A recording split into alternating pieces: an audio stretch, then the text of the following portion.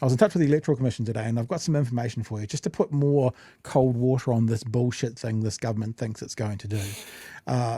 And I'll explain all that shortly. But let's first of all find out how the government is breaching the Bill of Rights with this new legislation, and Luxon's fine with that. The government will press ahead with its voting law changes, despite the Attorney General saying it goes against the Bill of Rights. In a report, Judith Collins has sharply criticised the proposed changes, saying they would deprive more than 100,000... Lordy, if Judith Collins is criticising it, how low do you have to go, Luxon? Honestly. It's a spill. She's going to roll them. To vote. Demelza Leslie reports. Doubling down, the Prime Minister Christopher Luxon says the voting law changes will be going ahead. It's not unreasonable to ask people to be enrolled 13 days before election day, as you have said. Let me say this right from the start. What he's saying is not incorrect. It's not unreasonable to expect that. It is ridiculous to think it's going to happen. And what he's saying is, if you don't get around to something, we're going to take your right to participate in democracy away. I was supposed to pay for my dog license by the end of June. I didn't get around to it. Slipped my mind. I forgot it. I paid it over the weekend before I was going to get a penalty. I should not have paid it over the weekend. I should have paid it at the end of June. He's basically saying, if you forget, we're going to come and kill your dog, the equivalent of. If you put anything in the way of democracy, if you hinder one person from being able to vote, even if they're in the wrong, Mr. Luxon, even if we agree with you that they should have been registered, I don't actually have a problem with that idea. Even if we agree that they should have, that doesn't mean you get the right to take their vote away. Mm-hmm. We've had a system like this for 30 years. You don't get to come in and change the system because you think it's best, because many of us don't think that's what it's about. This is just another example, Chewie, also, of these things that weren't spoken of prior to the last election, that there is no mandate for, that these guys are going to just push through, even though we now know it's against the Bill of Rights. Nothing needs to be done. You have no right to take away someone's right to vote, even if they're the laziest shit in New Zealand. Even if they're like, I can't be asked, I don't want to vote. And then a week before the election, they go, oh, no, actually, I think I will. They're allowed to. You don't get the right to do that. Any impedance on someone's ability to vote is an attack on democracy. Full stop. I'm going to push play, Chewie. Do you want to say anything before we go? Yeah, I just want to say that remember the reason that they're doing this is because by their reckoning, it might delay getting an election result by a week. Yeah. Is that worth disenfranchising 100,000 New Zealanders of voting age? Well, funnily enough, Chewie, that's what I was talking to the Electoral Commission about today. So we'll get into a bit more of that as well. Way to go? Yep. Way we go.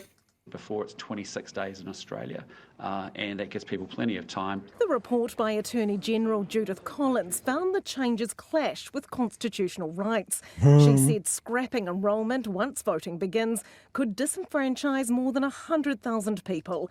Young voters, Māori, Pacifica and Asian people would be the worst affected. There have been a number of strategies used over the centuries by unpopular governments to ensure that they can't be removed from power in a popular election. Voting bans like these are one among those strategies. Collins also reported a ban on prisoner voting breaches the Bill of Rights and can differ wildly depending on timing, like this example. Someone imprisoned for only a month, which happens to include polling day, can't vote. Yet a murderer paroled weeks before the election could vote. I suspect if it was people in prison for life or longer than 10 years, The courts and the Attorney General might say that was a reasonable limit.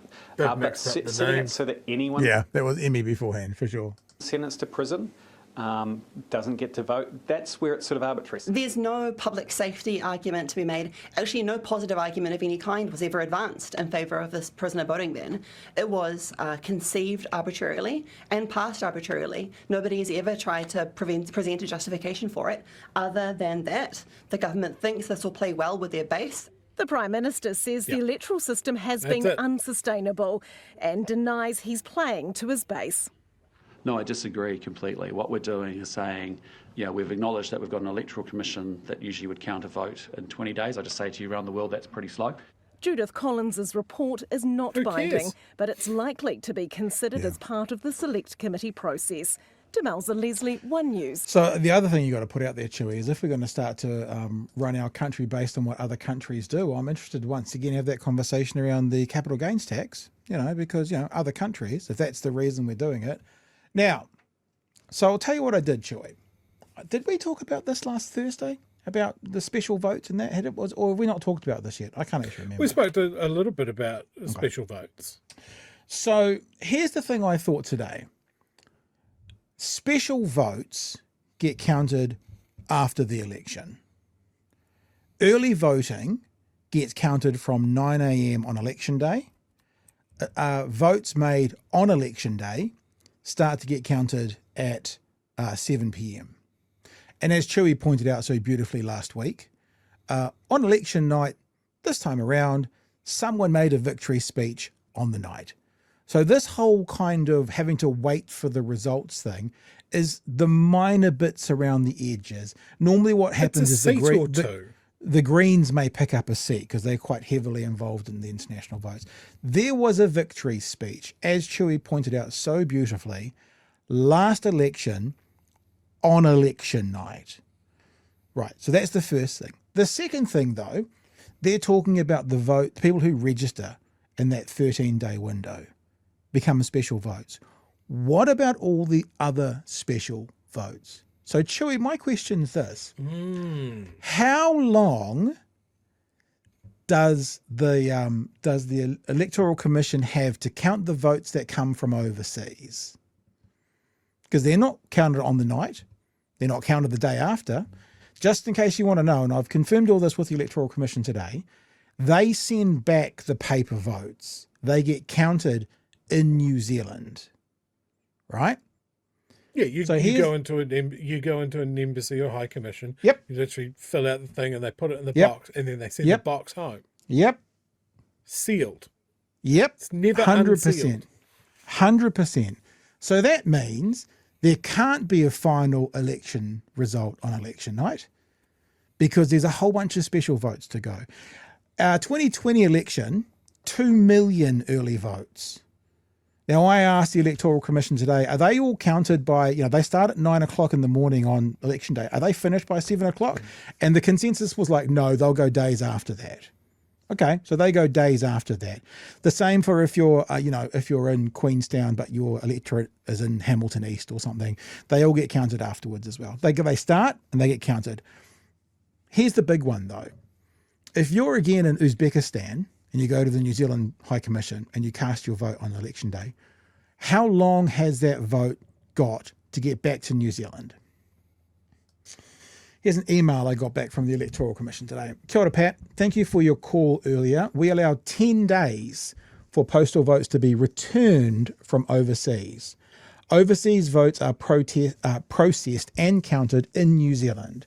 At the last election, the most popular way of voting from overseas was using the upload and download service.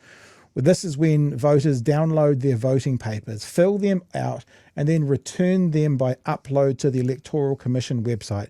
83% of overseas voters use this service to return their voting papers. Here are the deadlines for overseas voters, and the only one that really matters is that one down the bottom, 24th of October. So that means at the very quickest amount of time that we can get an official election result come out is 11, 12 days after an election. That's the quickest, full stop, no other chances, because that's 10 or 11 days to get whatever the paper ballots are back from overseas, couple of days to process them. So we're not talking about 2 weeks. We're not talking about 3 weeks. At the very least, we're talking about 2 days. Because if they've got for 10 days, or 11 days that is, and then there's got to be processing, that's 12 days. So you're talking 2 days difference to make it to 2 weeks. Or therefore you're talking 9 days difference. So that's what we're talking. So this whole change, this disenfranchising of potentially 100,000 plus people is over a maximum of 9 days. It's not 3 weeks. Don't let them tell you it's 3 weeks. It's a maximum of 9 days because the overseas votes take 10 days plus counting. Okay, so that no government has said we're going to change that system, so that system's in place. That system is 10 days after the election plus counting. But Pat, Paul Goldsmith suggested that it would take a month or more unless they made changes. Are you saying that Paul Goldsmith wasn't being honest with us? Are you saying that our leader, Christopher Luxon, doesn't know what the fuck's going on? Surely that can't be the case. I refuse to believe... I'm sorry, I can't even get through that. Sorry, no, I absolutely believe all of that. I'm saying this to all the media who get feedback from our show. Do your fucking jobs. They don't and won't respond to us. You sat there in the cabinet post-cabinet session and nobody went, what about overseas voting? That takes 12 days already.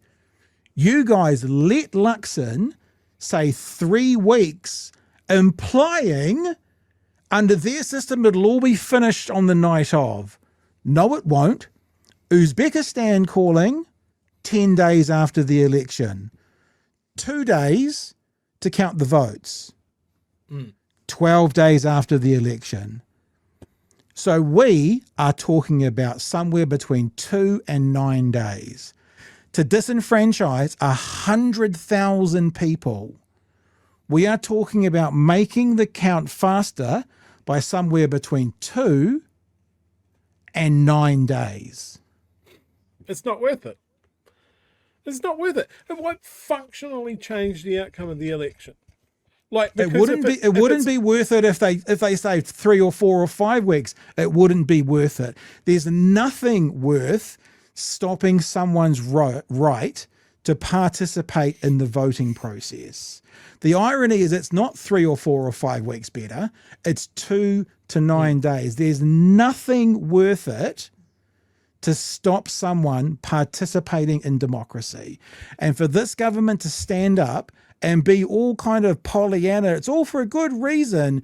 You are absolutely following the right wing, and I'll say it, fascist playbook coming out of America. You are trying to stop people from voting. There is no other way you can skin this. You are trying to stop people, and we know from research that primarily swing to the left voting. Sorry, Chewie, I'll step back. So last election, it was very clear who was going to win the election, by my recollection, by about 8. Yeah. 8 o'clock. It was like, oh, it's going to be a national-led government, right? Which is the meat and potatoes of the whole thing. After that, it's just the format of the deck chairs. Yeah. Right. And that took a little bit longer because the special votes came in. Some parties gained seats, some lost seats, but it was all fiddling around the edges. Let's say it was a very different election. Let's say it was much, much closer than we got last time. Now, at that point, you wouldn't want speed then either. Yeah. You'd want accuracy. Yeah. So all of this path about, oh, well, it could take a week longer. It's unsustainable. How is it unsustainable? How? And he goes internationally, it's very slow. Is he talking about other MMP elections? Because the big one, the first country in the world to have an MMP electoral system was Germany. See how long their results take to come in. And the other thing is part of the, and there was a good interview. I was going to use the one from RNZ. I didn't because TVNZ sort of did a bigger picture.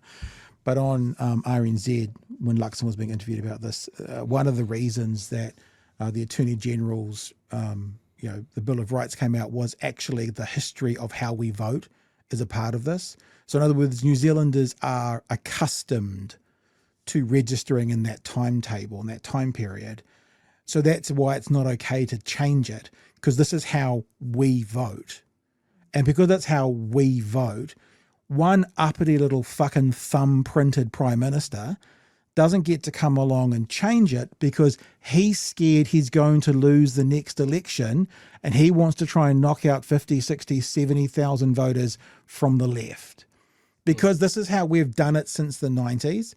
A part of the Bill of Rights is basically saying, so we got to expect to be able to do it like this because you know what? There'll be a sector of society, I know this is hard to believe, whānau, that don't live on the internet talking New Zealand news. They won't know about this. There'll be a sector of society that won't participate, they won't know, but they'll know one thing. Every 4 years we vote. And I can get registered right up until the day. And those people won't have got, they won't have got the 3 years. They won't have got the email from Luxon, and they'll turn up on the day to register and they'll go, sorry, you can't.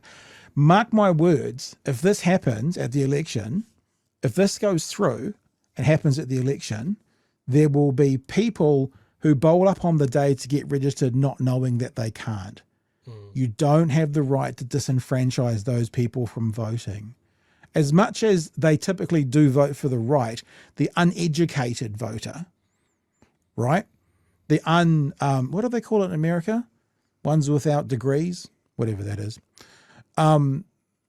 You don't have a right to disenfranchise them. You don't have the right to disenfranchise anybody.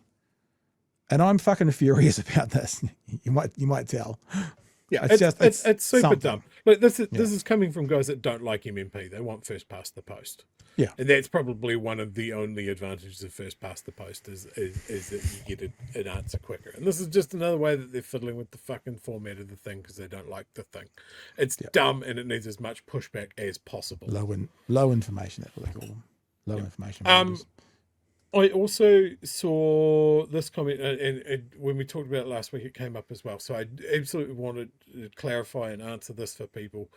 Question: if your 18th birthday falls within 5 days before an election, under this law, you won't be able to vote. That is not correct. So you can register to vote from your 17th birthday.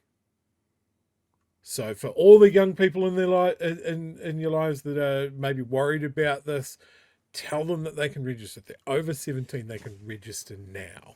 But the difference is, for those who don't know that, Chewie, they might just think, oh, I turn 18 on the Monday and voting's on the Saturday. I'll just do it on the day. Dad said he did it like that last time round. I'll just do it that way. Yeah. And then they'll be disenfranchised. Yeah. And of course, as you know, the research is clear. Those young voters, they swing left. Government would like knocking out a few of those. Look, you can't convince me, you cannot convince me that this is anything other than, I was going to say a vote grab, the other way around, a vote suppression of people going, how do we get fewer people on the left to vote? Oh, I know, let's do this thing. So here's the thing. Okay, here's the very least of the thing you should do. It should go to a referendum. There's step one. I wouldn't even do that because it's constitutional. You don't make constitutional law based on referendum. But you don't also make last minute, throw it out there to help yourself get re-elected law based on constitutional law either. I'll tell you one thing, whānau. Tanya Waikato's onto this. So you want to see scary? Tanya's onto this. We might even have her on Wednesday to have a chat about it because we're not going to drop this.